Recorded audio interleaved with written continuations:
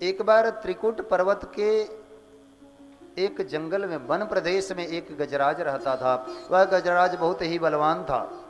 बलवान होने के साथ साथ जो है परिवार वाला भी था, इसलिए उससे सिंह, व्याघ्र इत्यादि भी डरते थे।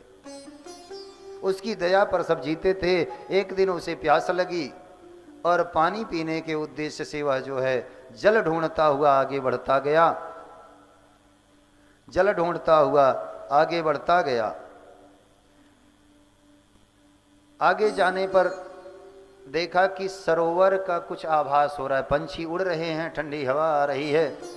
मद से विह्वल भंवरों से घिरा हुआ वह मतवाला हाथी सरोवर में जाकर के पहले तो जल पिया। जल पीने के पश्चात अपनी हथनियों को पिलाया। पिलाने के पश्चात जल उलीच उलीच करके सबको प्रसन्न करने लगा। उसी में एक जो है ग्राह रहता था।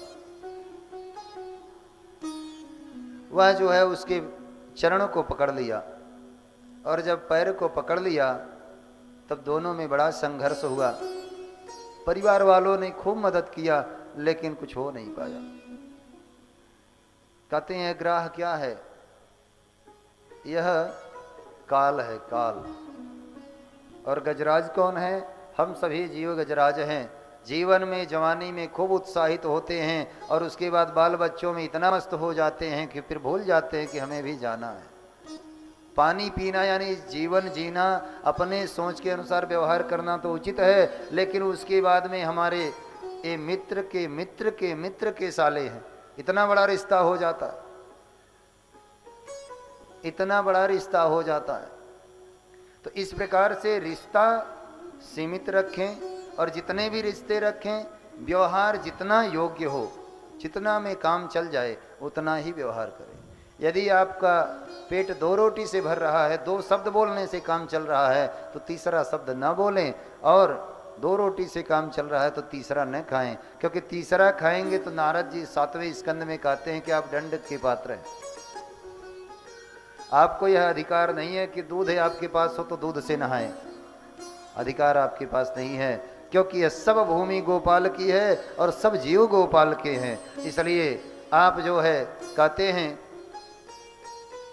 यहाँ रहते हुए कुर्वन् नेवेह कर्माणि जिजी विशेषतः समा एवं त्वयि नान्यथोतोस्ति न कर्म लिप्यते नरे। इस संसार में रहते हुए यह माने कि यह पूरा संसार परमात्मा का दिया हुआ खिलौना है, खेल करके वो सामग्री वापस कर देना है। अब उसको चुरा लेंगे तो दंड मिलेगा। रेलवे के कर्मचारी रेलवे का काम करते हैं, बैंक कर्मचारी तमाम नोटों से ही दिन भर खेलते हैं, लेकिन वो लेकर चले आए तब क्या होगा? ऐसे ही हाथी जो है उसी में रम गया।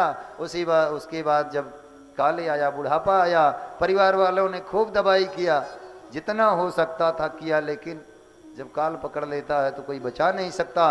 हाथी को भी कोई बचा नहीं सका, और फिर जो है वह ग्राह के चंगुल में पड़ गया। सब परिवार वालों ने सोचा कि कब तक हम इनके सहारे रहेंगे, हमारा भी तो जीवन है, अब तो ये बचने वाले नहीं हैं, अपना क्या करना, चलो हम अपना जीवन जीते हैं। चलो छोड़ के चले गए।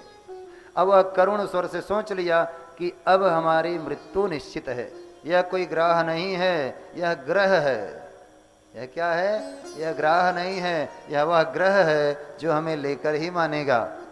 यह हमारी साक्षात मृत्यु है, नहीं तो कहाँ एक ग्राह खींच रहा है और कहाँ 10 हाथी उसके मदद में, सपोर्ट में खिंचवा रहे हैं। एक सामान्य सा बुखार जो पैरासीटामॉल से ठीक हो जाता है, वह बड़े बड़े डॉक्टरों के दवा से नहीं ठीक हो रहा है।